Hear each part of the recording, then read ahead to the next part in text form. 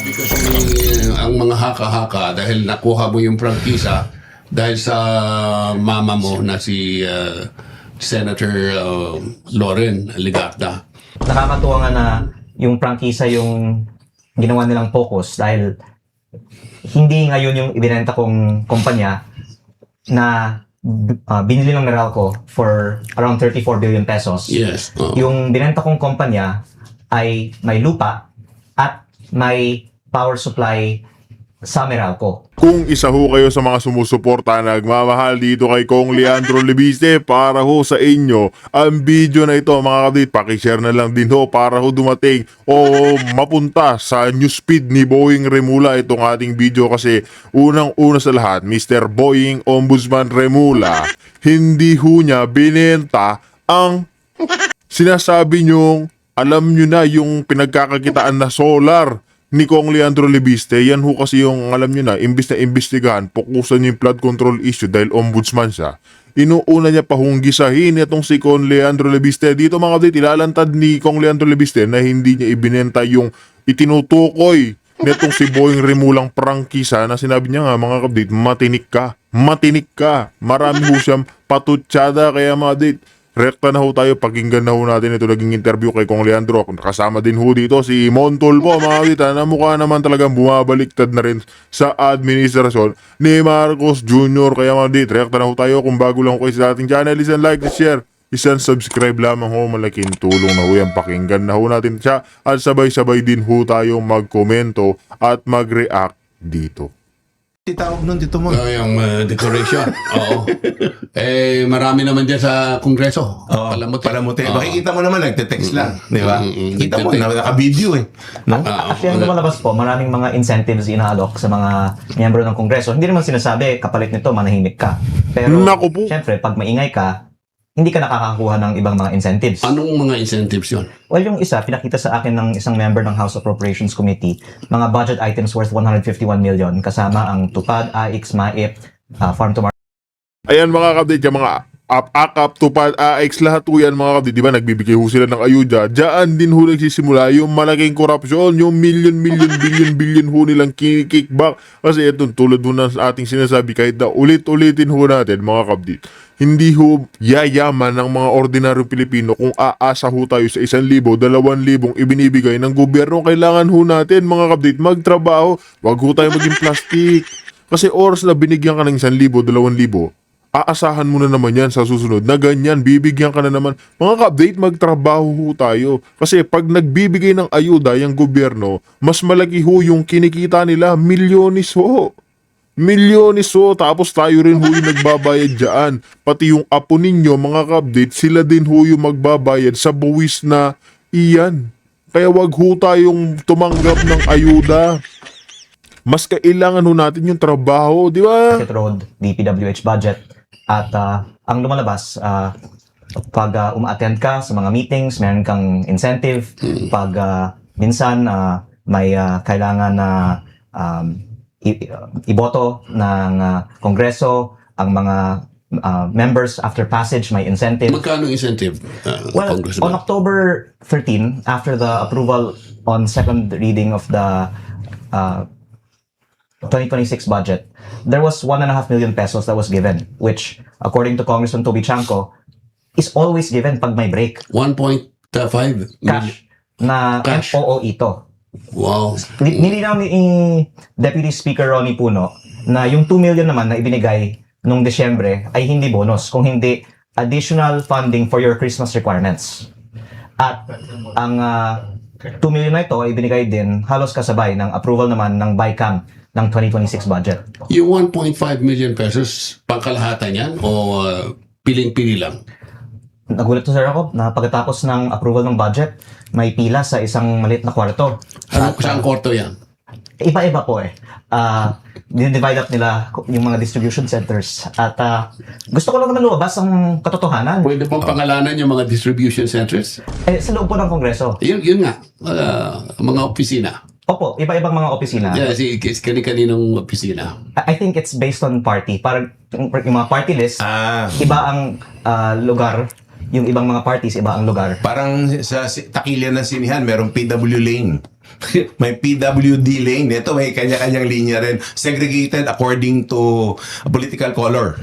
Opo. Kaya maraming mga nagalit sa akin na binunyag ko ito, pero ako'y bago lang naman dito sa Kongreso. At I feel responsibilidad ko na sabihin yung mga nakikita ko, at kung gusto nilang linawin na ito ay additional funding for your Christmas requirements, magandang ipaliwanag nila sa publiko na may ganito para, sabi po ni Deputy Speaker Ronnie Puno, may pang Christmas party ng mga barangay captains. Baka naman sasabihin ng mga barangay captain, wala silang natanggap na pang Christmas party nila. Mabuti na malaman natin ng lahat saan napupunta yung 18.58 billion pesos na MOOE budget ng Kongreso. Dahil lumalabas po, parang kalahati nito, walang liquidation ng resibo, by certification lang.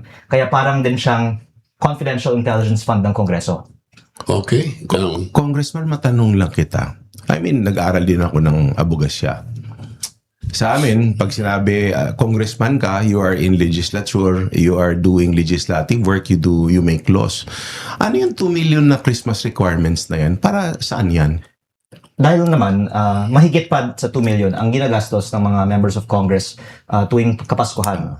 At I'm just advocating for transparency, not to remove these benefits. Yes. And I think they already said it's for the activities in the district. And even, by the way, this January, a lot of congressmen are abroad.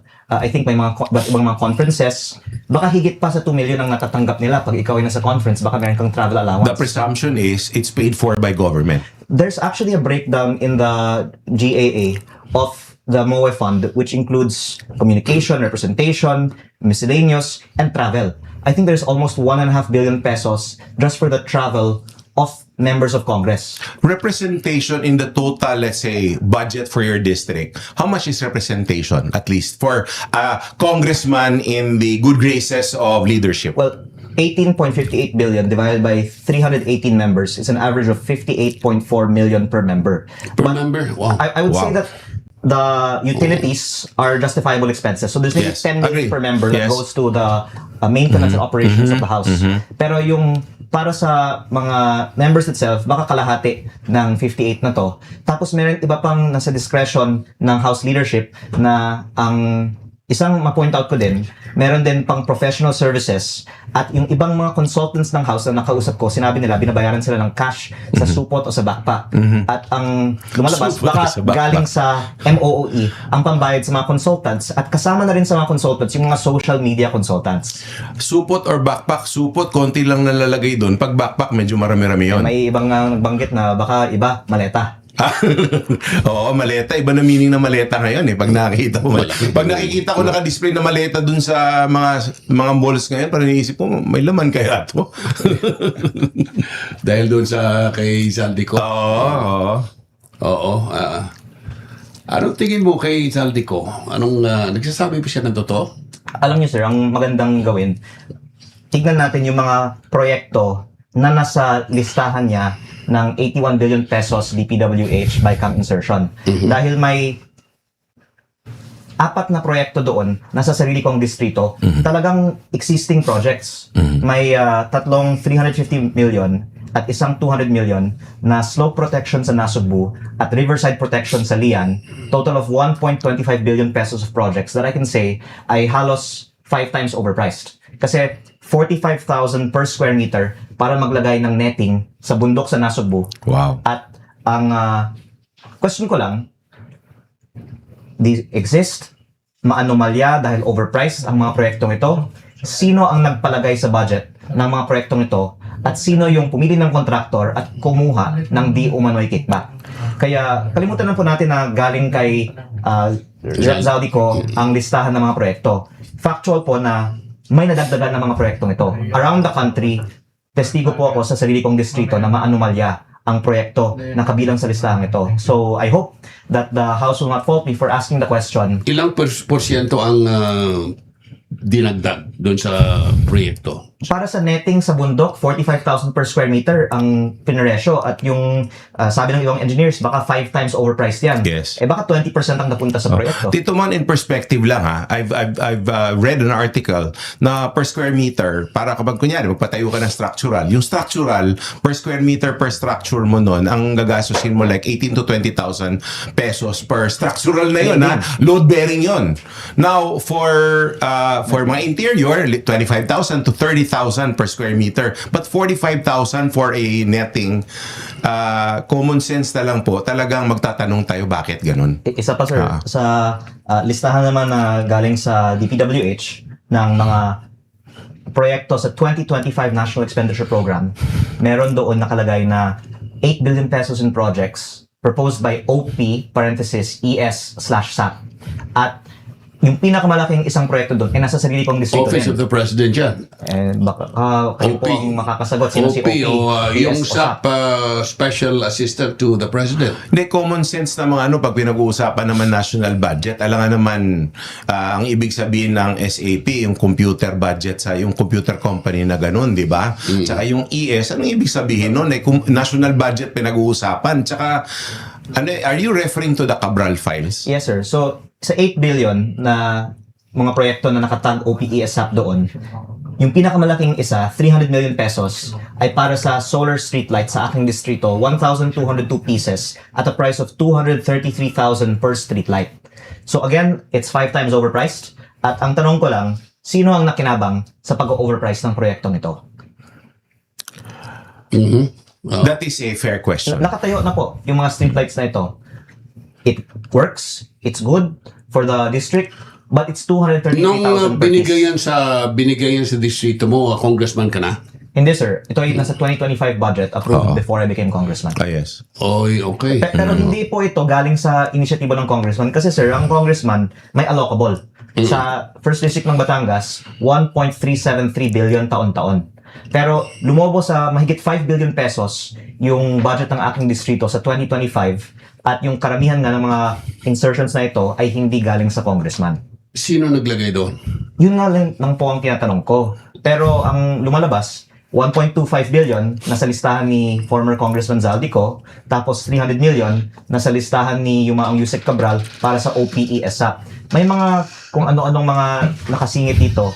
At yung isa, tamang-tama po, kakarating lang ang printout ko, ng mga projects na ipinasok ni Congressman Edwin Garjola ayon sa aking mga research. Dahil Ito yung 146 projects. yes, sir.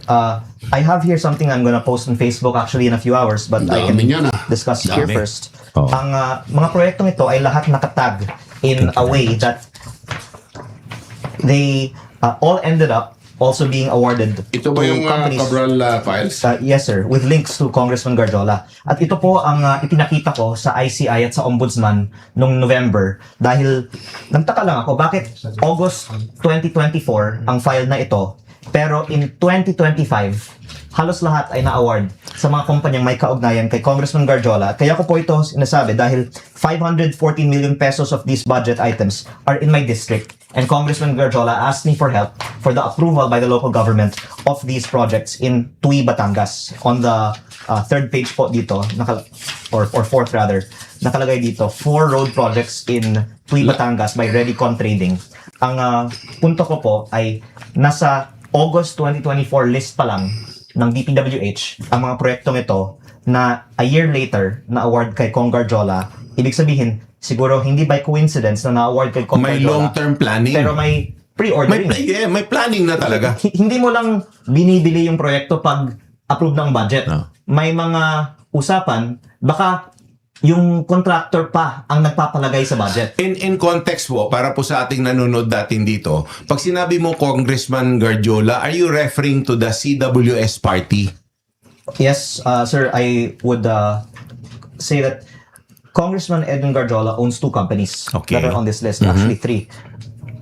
Newington Builders, Yes. S.Ang Construction, and Laurel Development. Either by him or members of his family. I think actually to be precise, members of his family own these companies. Conflict of interest yan.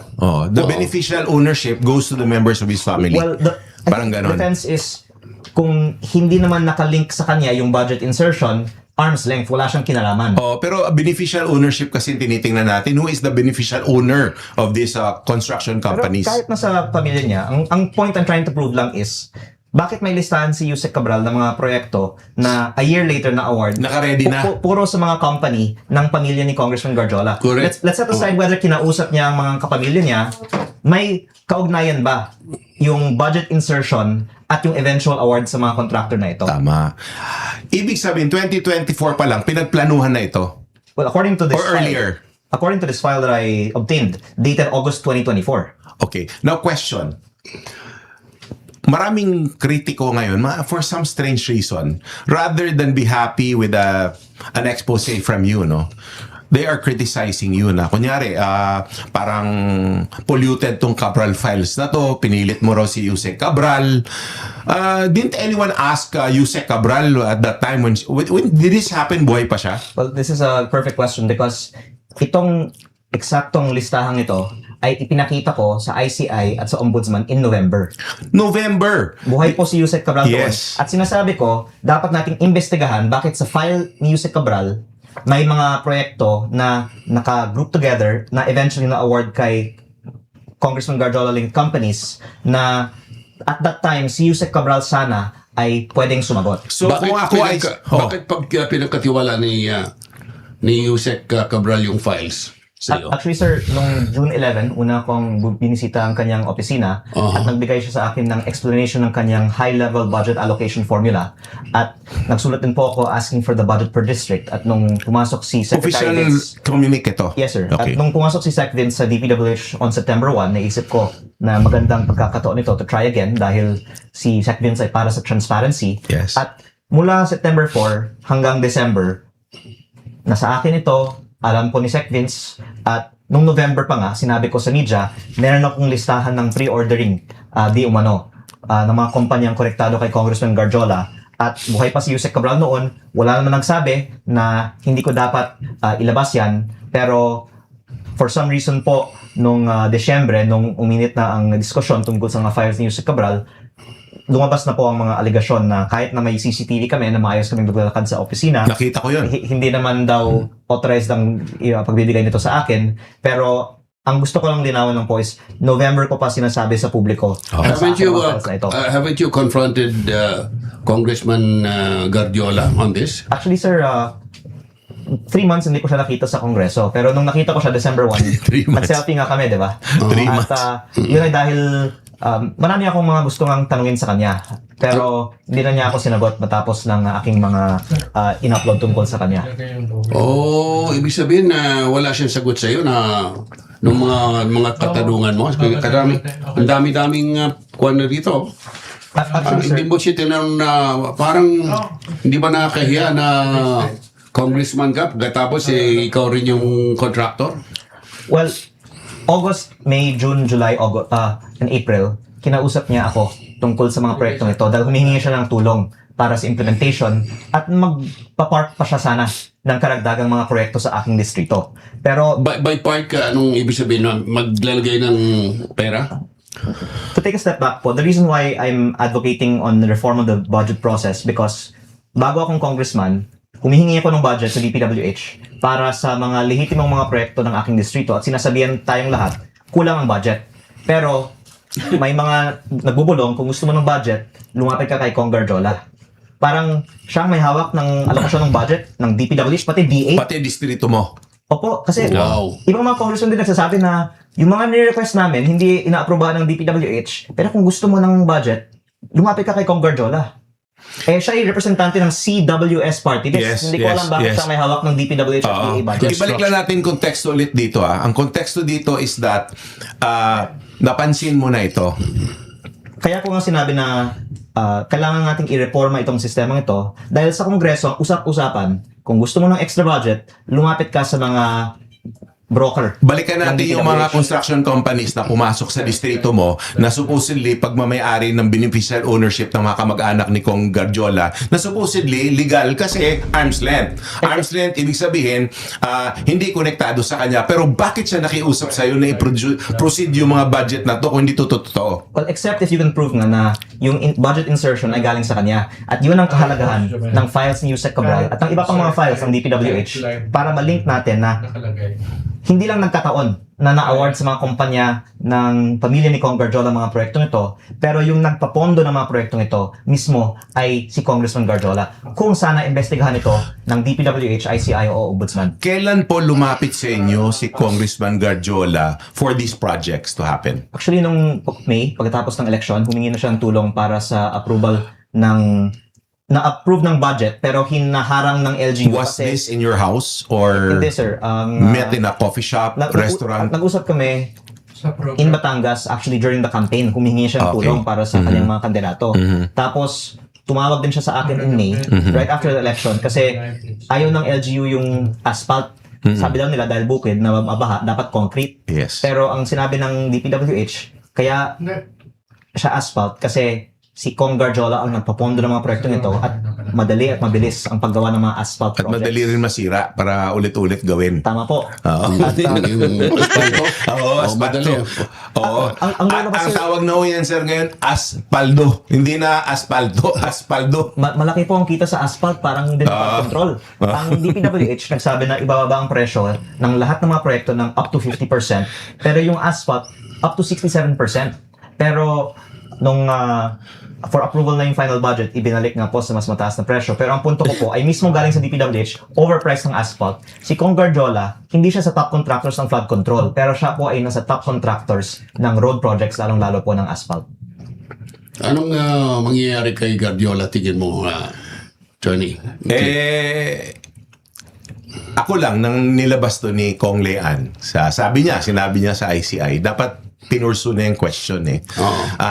Tsaka tinanong na si Yusek Cabral nang andyan pa siya kasama sa buhay mundo natin. Pero ngayon, in fact, nababasa ko, what worries me is that nababasa ko na parang kinikriticize si Kong Lean for showing these files. Ngayon, lumilitaw pangalan ni Congressman Garjola. There's no, parang wala akong nakikitang interest to investigate. Pero meron dito, ayan, yung sa Abante. Kaya sinisip. Bata pa, walang kahihiyan. Sabi ni Ombudsman Remulla, libiste, dininegosyo yung prangkisa.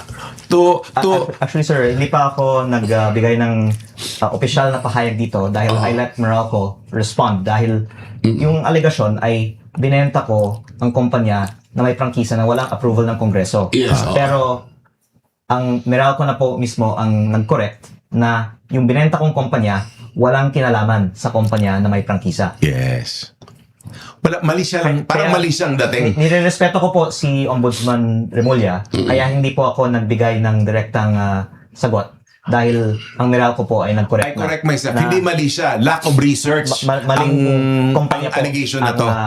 Lack of inalleged. research. Paano ng lack of research? Lack of There research. was no sale of the company with the franchise. The allegation is I sold the company with the franchise. Yes. And galing na po sa Meralco, I did not sell the company with the franchise.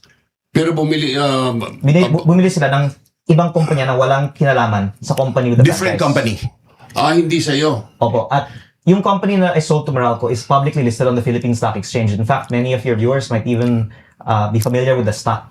So, kung gusto po ng iba na i-research ito, lahat naman po ng laman ng kumpanyang ito ay nasa Philippine Stock Exchange website. Above board yun. Kasi Transactions are made in the... ikaw ata ang pinakamayaman na bilyonaryo sa Pilipinas ngayon. Ay, hindi sir. Yung mga Dahil iba, dun sa... yung mga iba sa Kongreso, mas mayaman sa akin, hindi lang po deklarado. Pero ako po kasi sir, yung net worth ko galing sa pribadong sektor, hindi po sa gobyerno, kaya dineklara ko po. Through a business deal. At ang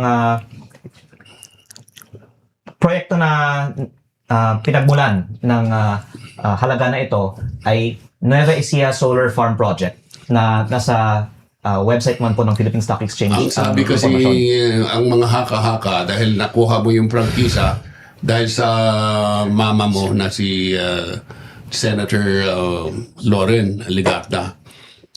In-approve na yung prangkisa dahil sa relasyon mo sa isa sa mga miyembro ng Senado. Anong masasabi mo dyan? Yes, sir. Actually, nakakatuwa nga na yung prangkisa yung ginawa nilang focus dahil hindi ngayon yung ibinenta kong kumpanya na binili ng Meralco for around 34 billion pesos. Yes. Yung binenta kong kumpanya ay may lupa at may power supply sa Meralco na hindi po konektado sa prangkisa. At yung dahilan na binili ng Meralco ang proyektong ito ay dahil na may lupa siya at meron din po akong ibang mga joint venture agreements sa proyektong ito na baka pag mas business ang focus natin, pwede ko pong Sa makatuwid. talakayin bakit yun ang halaga ng proyektong ito. Pero kung maaari ko pong linawin lang, hindi po yung prangkisa ang binili ng Meralco. Hindi po dahil sa prangkisang ito, nagka 34 billion po ako. Yun po ay dahil sa laman ng proyekto sa Nueva Ecija na may iba pong mga tumulong sa akin na pwede ko din pong i-discuss another time. Of course. Ayun nga ho mga ka-update kung meron kayo naging komento dito sa naging payag ni Kong Leandro Lebiste, talagang fake news itong ginagawang pahayag ni Boying Remula. Puro opinion lang yan, hindi niya binenta yung tinutukoy mo dyan sa Meralco, yung solar na prangkisang dinadaldal mo. Boying Remula, mahiya ka naman. Imbestigahan mo yung mga nagnanakaw, hindi yung by sariling business. Kinita niya yung 34 billion niya dyan sa Nueva Ecija, doon sa laman ng kanyang mga proyekto, hindi yung prangkisa. Boying, mahiya ka. Ayun, dito natin tatapusin ang ating reaction video.